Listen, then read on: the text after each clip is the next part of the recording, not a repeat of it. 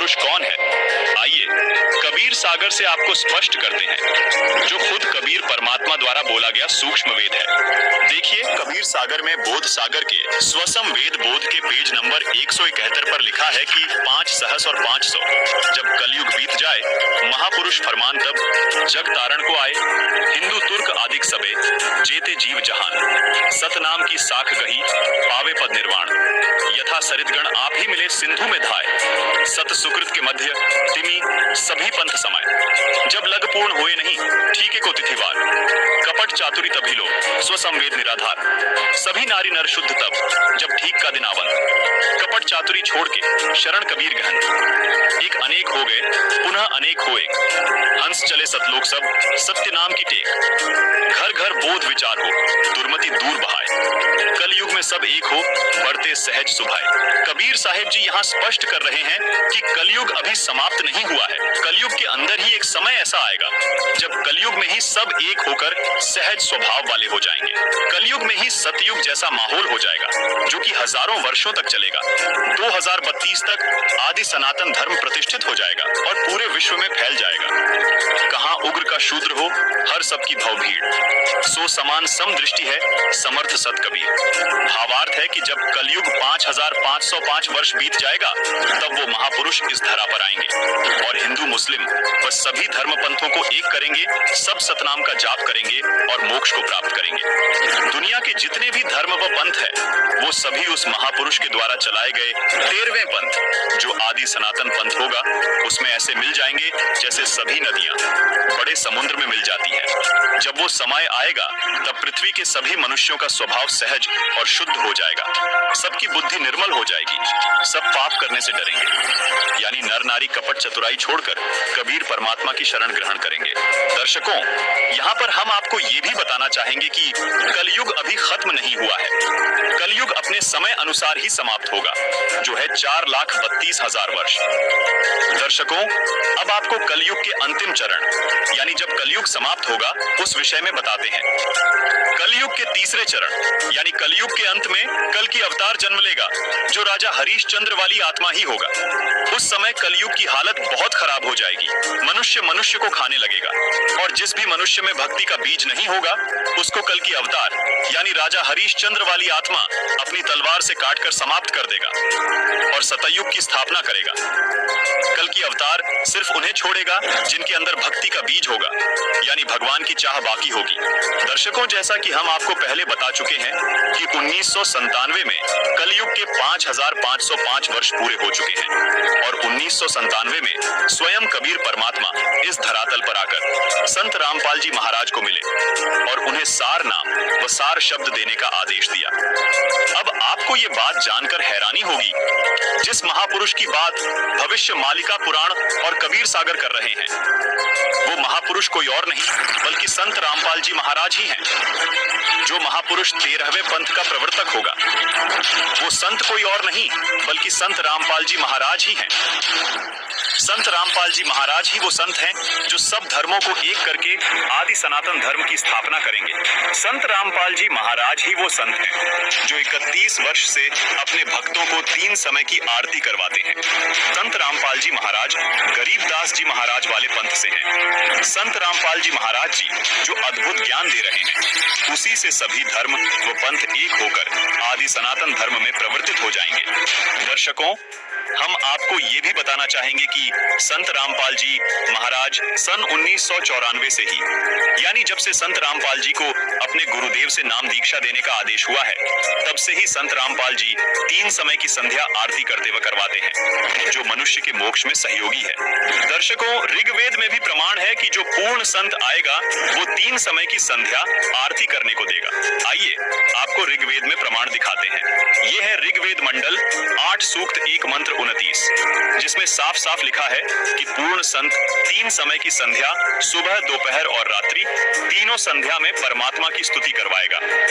दर्शकों, इससे सिद्ध होता है कि संत रामपाल जी महाराज ही पूर्ण संत है जो विश्व का कल्याण करेंगे और इस बात की वेद भी गवाही देते हैं। संत रामपाल जी महाराज का नारा है कि जीव हमारी जाति है, मानव धर्म हमारा, हिंदू मुस्लिम सिख ईसाई धर्म नहीं कोई न्यारा। संत रामपाल जी महाराज एकमात्र ऐसे संत हैं जिनके पास वास्तविक वास्तविक सत नाम है, जो कि उन्होंने गरीब दास जी द्वारा रचित अमर ग्रंथ सूक्ष्म वेद से प्रमाणित करके दिखाया है। दर्शकों, अब आपको ये बताते हैं कि क्यों सभी धर्म व सभी पंथ संत रामपाल जी महाराज द्वारा चलाए गए आदि सनातन पंथ में मिल जाएंगे।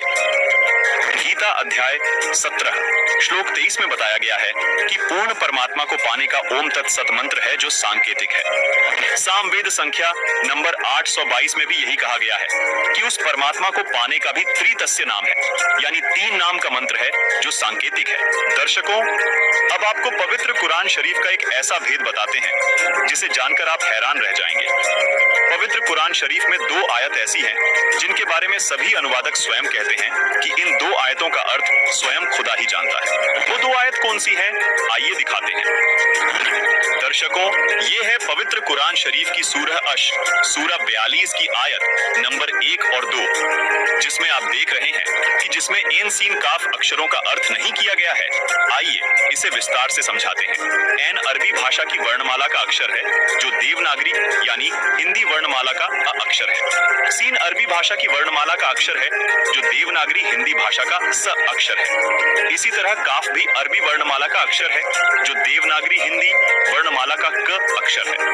दर्शकों, यहाँ रहस्य की बात यह है कि जो गीता अध्याय 17 श्लोक 23 में परम अक्षर ब्रह्म यानी पूर्ण परमात्मा को पाने के जो ओम तत् सत मंत्र बताए हैं, उनके वास्तविक मंत्र के प्रथम अक्षर का संकेत है। जैसे ओम का पहला अक्षर अ है, कुरान शरीफ में इसी ओम को एन कहा है, यानी यह एन अक्षर ओम का कोड वर्ड है। इसी प्रकार जो तत् नाम है, उसका वास्तविक मंत्र सोहम है, जिसको कुरान शरीफ में सीन कहा गया है, यानी स अक्षर सोहम शब्द का प्रथम अक्षर है, जो कुरान शरीफ में लिखे सीन अक्षर का कोड वर्ड है। इसी प्रकार कुरान शरीफ में बताया गया काफ मंत्र गीता में बताए गए तीसरे सत मंत्र के वास्तविक मंत्र का पहला अक्षर है, जो कोड वर्ड है। इसका खुलासा यहाँ नहीं किया जा सकता, ये केवल संत रामपाल जी महाराज ही बताएंगे। दर्शकों, यदि आपको मोक्ष कराना है तो धर्म व पंथ की सीमाओं से ऊपर उठकर एक होना पड़ेगा। इस 3 नाम के मंत्र का जाप करना होगा। सूरत फुरकान 25 आयत 59 में कहा है कि जिस परमात्मा ने 6 दिन में सृष्टि की रचना की और 7वें दिन तख्त पर जा विराजा, वह स्वयं कबीर परमात्मा है। उसकी खबर किसी बाखबर यानी कि तत्वदर्शी संत से पूछो। दर्शकों, मजे की बात यह है कि गीता जी में भी अध्याय 4 श्लोक 34 में तत्वदर्शी संत के पास जाने को कहा है। दर्शकों, ये 3 सांकेतिक नाम जो गीता, वेद व कुरान शरीफ में बताए गए हैं, ये मंत्र संत रामपाल जी महाराज सन 1997 से अपने शिष्यों को दीक्षा में दे रहे हैं। एक और आश्चर्य की बात यह है दर्शकों, पवित्र कुरान शरीफ की सब आयतों का अर्थ अनुवादकों ने किया, परंतु सूरह अश सूरह 42 की आयत नंबर 1 और 2 का अर्थ किसी भी अनुवादक ने नहीं किया है। इससे भी स्पष्ट हो जाता है कि पूरा मुस्लिम समाज इस मूल मंत्र के रहस्य को नहीं जानता, जो पूर्ण कल्याणकारक है, जिसको खुदा कबीर ने संत गरीबदास को बताया तथा फिर संत रामपाल जी तक पहुंचाया है। दर्शकों, सबसे बड़ी हैरानी की बात यह है कि आज तक सूरह अश सूरह 42 की इन आयतों का अनुवाद किसी भी अनुवादकर्ता ने नहीं किया है, लेकिन संत रामपाल जी महाराज जी द्वारा लिखी पुस्तक मुसलमान नहीं समझे ज्ञान कुरान में इन आयतों व मंत्रों एन सीन का को पेज नंबर 12 पर पूरे विस्तार से समझाया है। हमारी सभी मुसलमान भाइयों से अपील है कि कृपया संत रामपाल जी महाराज द्वारा लिखी ये पुस्तक मुसलमान नहीं समझे ज्ञान कुरान अवश्य पढ़ें व अपना जीवन धन्य बनाएं।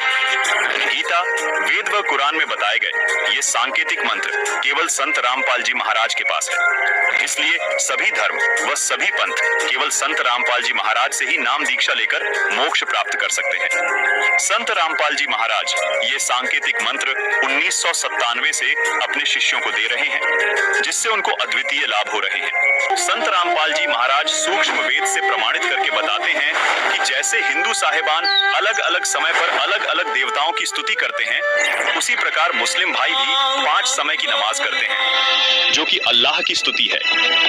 ये आरती और नमाज करना ग्लूकोज की तरह समझो, जो आपके मन और आत्मा को साफ रखता है, लेकिन जिससे भगवान अथवा अल्लाह की प्राप्ति होगी, जन्म मरण से छुटकारा मिलेगा, वो औषधि अथवा नाम मंत्र अलग है। नमाज और आरती करने से मोक्ष नहीं मिल सकता। मोक्ष प्राप्ति के सांकेतिक मंत्र गीता जी और कुरान शरीफ दोनों में लिखे हैं। गीता जी में जिनको ओम तत्सत लिखा है, उन्हीं को कुरान शरीफ में एन सीन काफ लिखा है। इन सांकेतिक अक्षरों के वास्तविक मंत्र संत रामपाल जी महाराज उपदेश देते समय अपने शिष्यों को देते हैं। इसके अलावा जो भी मंत्र जाप चाहे हिंदू धर्म में किए जाए या मुस्लिम धर्म में, वो व्यर्थ है।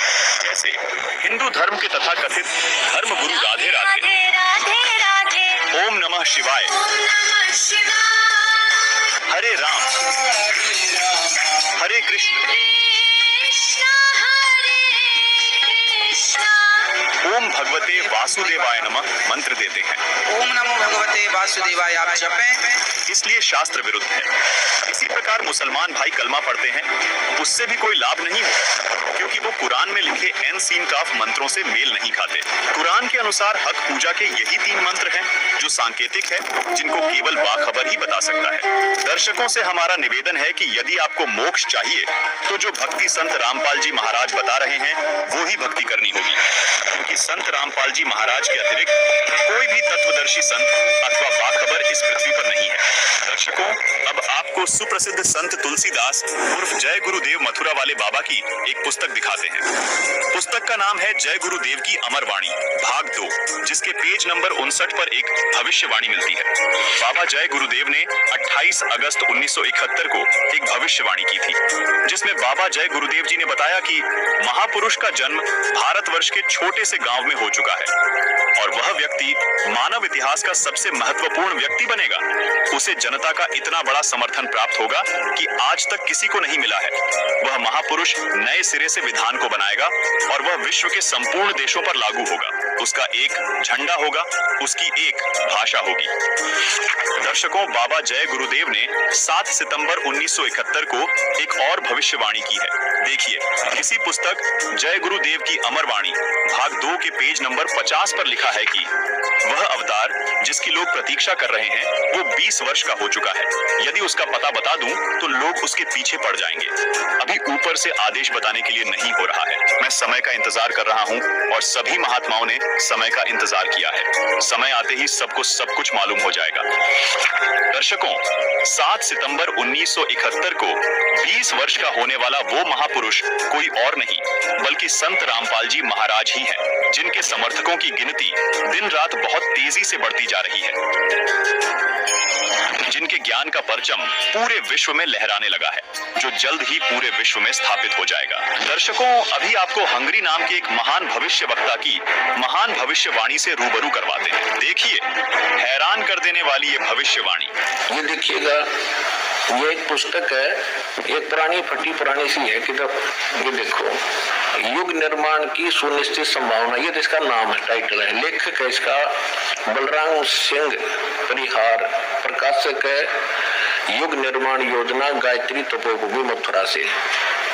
बस इतना ही उल्लेख है इसका, ज्यादा आगे नहीं लिखा, ये फटा हुआ ज्यादा। ये देखिएगा पृष्ठ नंबर 19 पे, ये पृष्ठ नंबर 19 है। इसके पृष्ठ नंबर 19 पे यानी 19 पे क्या लिखा है कि स्वाधीनता यानी आजादी के 4 वर्ष बाद एक शक्तिशाली धार्मिक संस्था प्रकाश में आएगी और सारे संसार का उद्धार करेगी। उद्धारक इस संस्था का स्वामी संचालक होगा। अब यहाँ ये क्या है कि किसी एक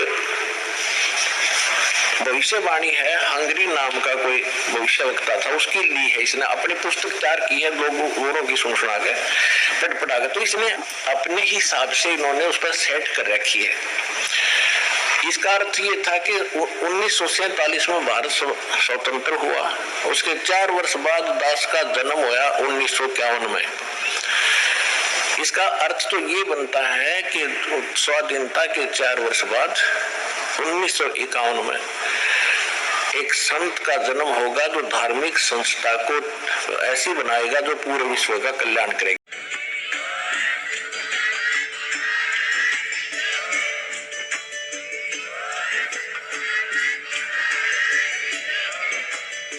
आप सुन रहे थे जगत गुरु तत्वदर्शी संत रामपाल जी महाराज जी के मंगल प्रवचन। अधिक जानकारी के लिए विजिट कीजिए हमारी वेबसाइट www.jagatgururampalji.org। संत रामपाल जी महाराज जी के शुभ आशीर्वाद से पूरे विश्व भर में 500 से भी ज्यादा नाम दीक्षा केंद्र हैं, जिन पर संत रामपाल जी महाराज जी द्वारा ऑनलाइन निशुल्क नाम दीक्षा दी जा रही है। अपने नजदीकी नाम दीक्षा केंद्र का पता करने के लिए संपर्क करें।